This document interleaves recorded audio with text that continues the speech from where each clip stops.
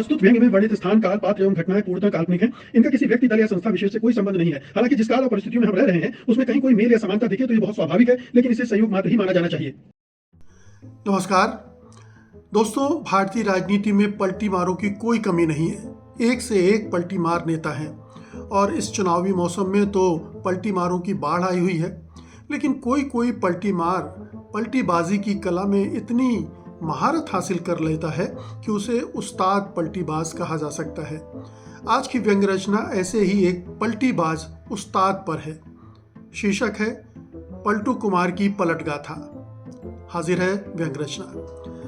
पलटू राम अपनी कुर्सी पर चिंता मग्न बैठे हुए हैं।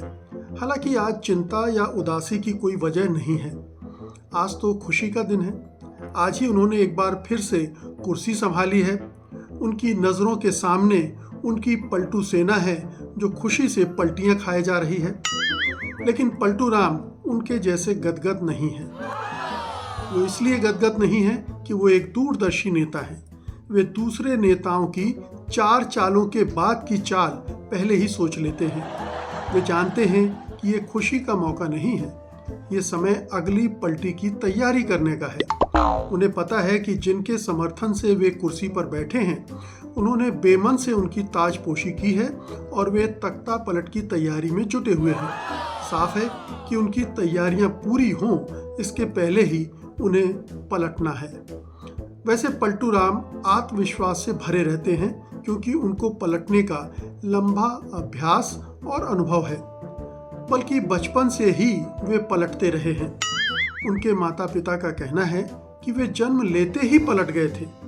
नवजात शिशु का ये करतब देखकर वे हैरत में पड़ गए थे और दौड़े दौड़े ज्योतिषी के पास गए थे। ज्योतिषी ने ग्रह नक्षत्रों की दशा देखी तो उसके माथे पर लकीरें पड़ गई।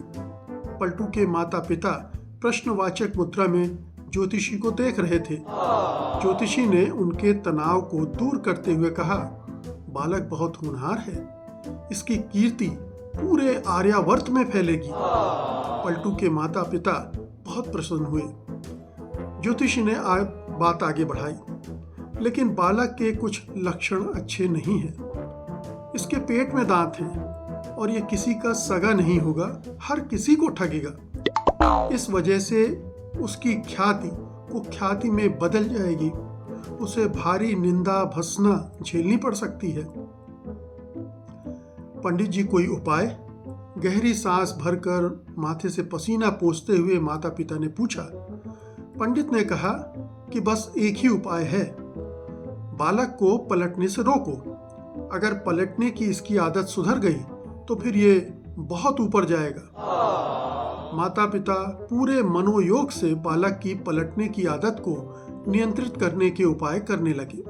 सबसे पहले उन्होंने उसका नाम ही आदर्श कुमार रख दिया।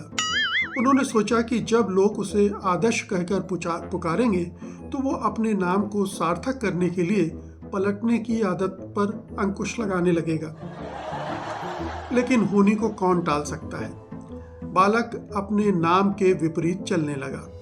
उसने नाम को अपना मुखौटा बना लिया, जिसकी वजह से लोग उसका भरोसा कर लेते थे। हार कर माता पिता ने अपनी कोशिशें भी छोड़ दी।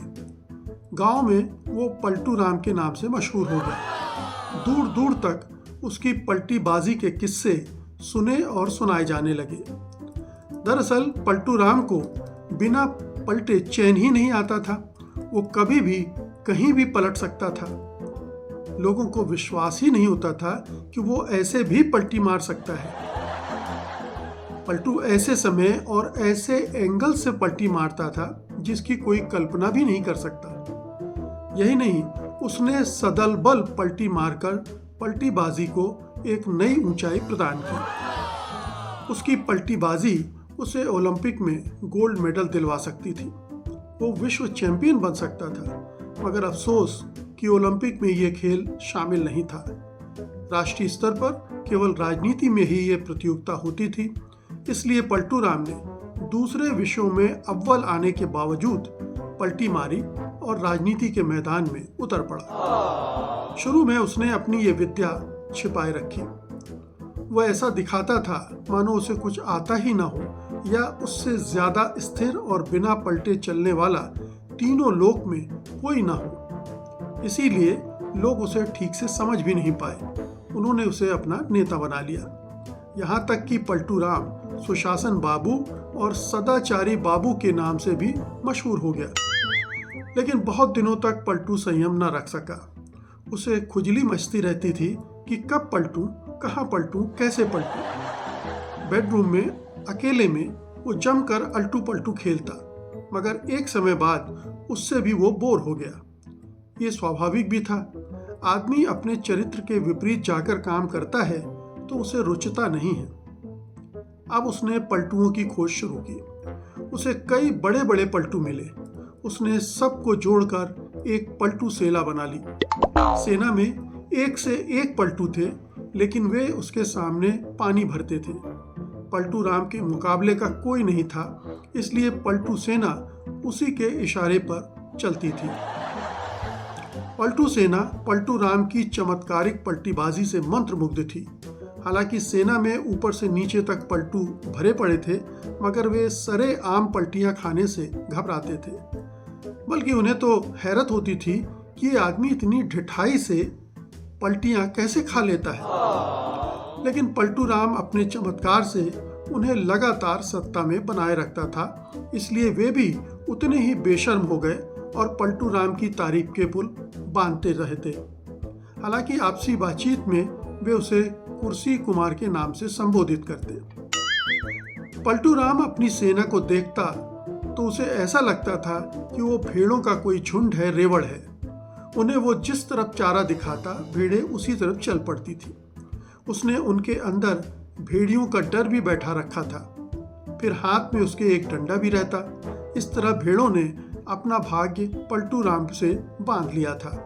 कभी कभी कुछ एक भेड़ें भाग भी जाती थीं, मगर वो नई भेड़ें लाकर अपना रेवड़ बढ़ाता रहता था। पलटू राम की इस गौरव गाथा के बाद आदर्श कुमार के कक्ष में वापस लौटते हैं, जहां वो आंखें बंद किए चिंतित अवस्था में कुर्सी पर विराजमान है। उसे अपनी भेड़ें चुराए जाने का खतरा साफ दिख रहा है। उसे पता है कि भेड़ें चोरी हुई तो उसकी कुर्सी भी नहीं बचेगी।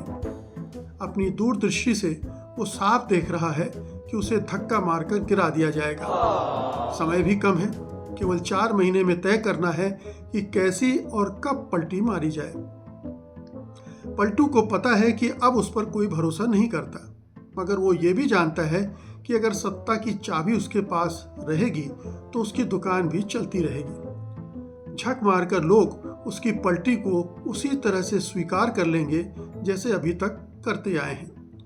थोड़ी देर में उसके चेहरे पर रहस्यमयी मुस्कान तैरने लगी। उसने पलटने की योजना बना ली थी, लेकिन अभी वो इसे गोपनीय रखेगा। अपनी भेड़ों को भी नहीं बताएगा कि कब पलटी खाना है। उधर पूरी दुनिया पलटू की ओर टकटकी लगाए देख रही है कि इस बार पलटू कौन सी पलटी मारेगा, कैसे मारेगा और इस बार उसकी पलटी क्या परिवर्तन लाएगी। आपको भी इंतजार करना होगा, क्योंकि पलटू के मुंह में नहीं पेट में दांत हैं, जिन्हें ना आप गिन सकते हैं और ना ही उनकी धार का कोई अंदाजा लगाया जा सकता है। बहुत बहुत शुक्रिया आपका, धन्यवाद। सत्य हिंदी का ऐप डाउनलोड करें गूगल प्ले स्टोर पर।